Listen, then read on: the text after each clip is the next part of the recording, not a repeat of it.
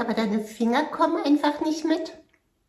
Manchmal fühlt es sich so an, als ob die Finger blockieren. Du stolperst regelrecht über sie oder die Hand ist verkrampft und dadurch spielst du viel langsamer. Mit 3 Klaviertechniken, die ich dir gleich zeigen werde, wirst du nie wieder Probleme haben, schnell zu spielen und gleichzeitig viel virtuoser klingen. Hi, ich bin Pia.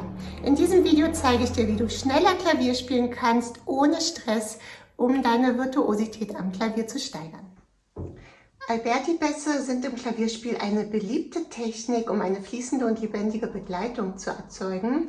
Sie können jedoch eine große Herausforderung darstellen, insbesondere wenn es darum geht, sie schnell zu spielen und leise. Ich gebe euch hier einige Tipps, also achtet erstmal darauf, dass ihr ein lockeres Handgelenk habt, auch entspannte Finger. Ihr könnt, bevor ihr spielt, auch nach unten etwas ausschütteln. Und dann stellt ihr mal die Hände einmal auf und wir nehmen den Fingersatz 5, 3, 1.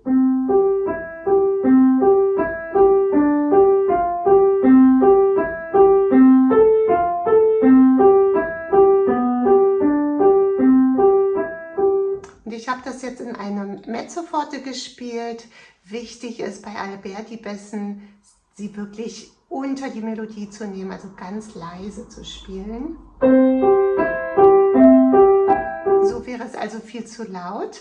Ihr achtet mal darauf, dass euer Handgelenk etwas höher ist, nicht so ganz tief, weil dann könnt ihr nämlich die Finger nicht gut bewegen. Die Hand ist aufgestellt und ihr spielt das mal vielleicht ganz langsam und greift jeden einzelnen Ton und achtet wirklich darauf, dass es sehr gleichmäßig ist. Ihr könnt auch das Metronom dazu verwenden und wenn ihr das ab und zu gemacht habt, dann werdet ihr schon merken, wenn ihr das Tempo steigert, dass es viel einfacher geht. Wichtig ist auch, eine ruhige Hand zu behalten während des Spiels.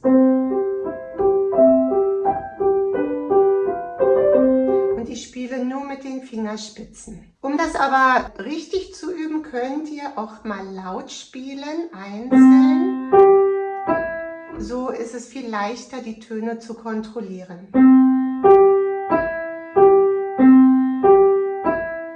Wenn ihr das im Lauten gleichmäßig schafft,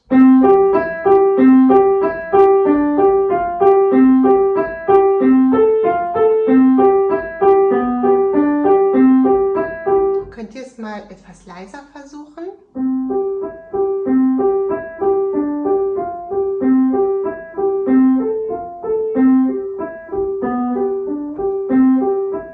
Und wenn wir uns diese 3 Töne mal betrachten und Prioritäten setzen würden, wäre die erste Priorität, also der wichtigste Ton, der erste Ton. Und das G, was ständig wiederholt wird, ist der unwichtigste Ton, also den am leisesten. Und den mittleren Ton, das ist die Terz, am zweitleisesten. Also wenn man das so ein bisschen nuancieren würde, achtet darauf, dass also bei der Daumen ist wirklich der kräftigste Finger. Den hört man meistens immer am besten. Achtet jetzt noch zusätzlich darauf, dass der Daumen am leisesten ist.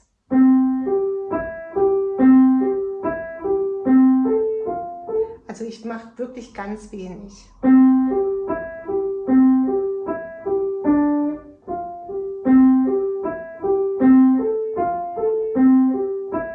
Ja, weil sonst hört man nur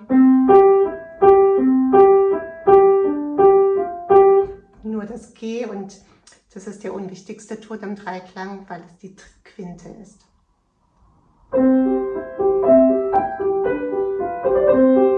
Dann nehmt ihr mal die Melodie mit dazu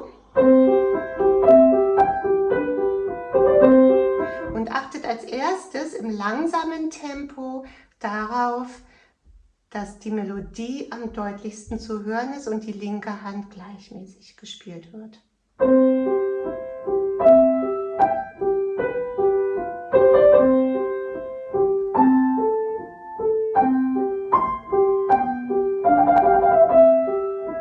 Und wenn ihr das bis hierhin gut geschafft habt, dann könnt ihr das Tempo steigern.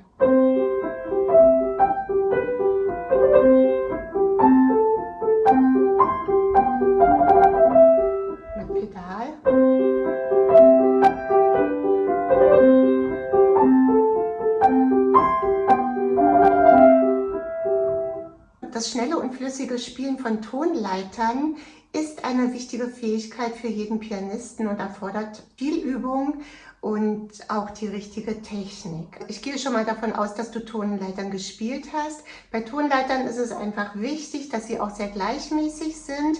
Man kann sie mit Metronom üben und beim Üben kann man auch beidhändig spielen. Hier in der Mozart-Sonate haben wir die Tonleiter in der rechten Hand.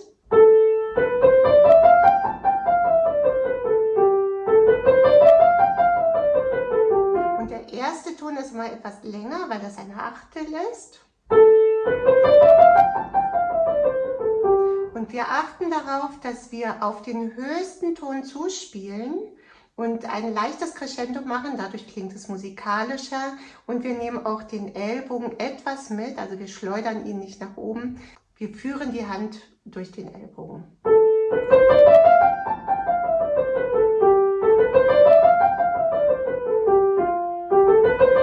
Bei den Tonleitern ist eben auch wichtig, dass der Daumen rechtzeitig den Untersatz macht. Das heißt, du führst wirklich vorzeitig, bevor du ihn schon spielst, sollte der Daumen schon am Ort sein. Ja, also. Du kannst jetzt so üben, damit du ins Tempo kommst, punktiert.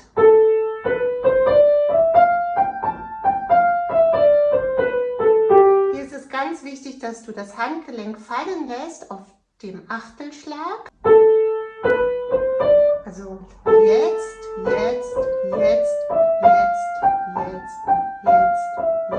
Es geht immer runter, hoch, runter, hoch. Es entsteht dadurch auch eine Punktierung. Nachher im zweiten Durchlauf kannst du dann alle 4 Töne punktieren.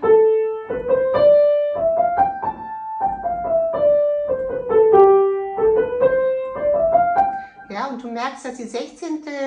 während der Pausen, während der langen Töne sich verschnellern. Und nachher kannst du von unten den Stopp setzen auf den obersten Ton.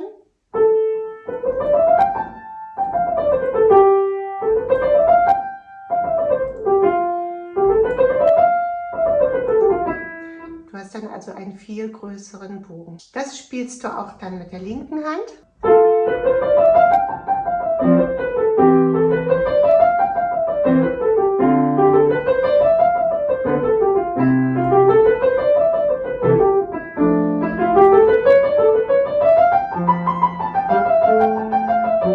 Arpeggien sind Akkorde, bei denen die Töne nacheinander gespielt werden, im Gegensatz zu den Akkorden, wo sie gleichzeitig gespielt werden. Sie sind ein wichtiger Bestandteil vieler Klavierstücke, also können sowohl melodisch als auch harmonisch eingesetzt werden. Wir gucken uns die harmonische Variante hier an, das schnelle und präzise Spielen. Wir haben hier einmal G-Dur im Wechsel mit C-Dur. Es ist hilfreich, auch die Arpeggi gleichzeitig einmal anzuschlagen. Dadurch ist der Wechsel nachher, kann der zügiger vonstatten gehen. Spielst du auch wieder langsam.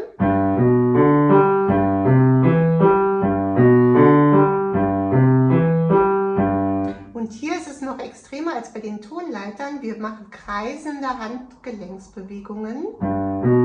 Das Handgelenk führt wieder.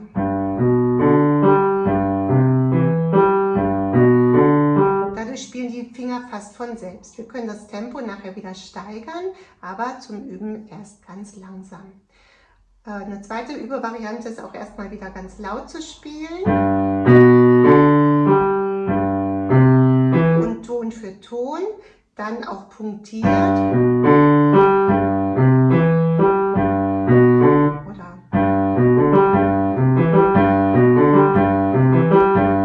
Das machst du Schritt für Schritt, bis du in einer Sache sicher bist, gehst du zur nächsten Sache.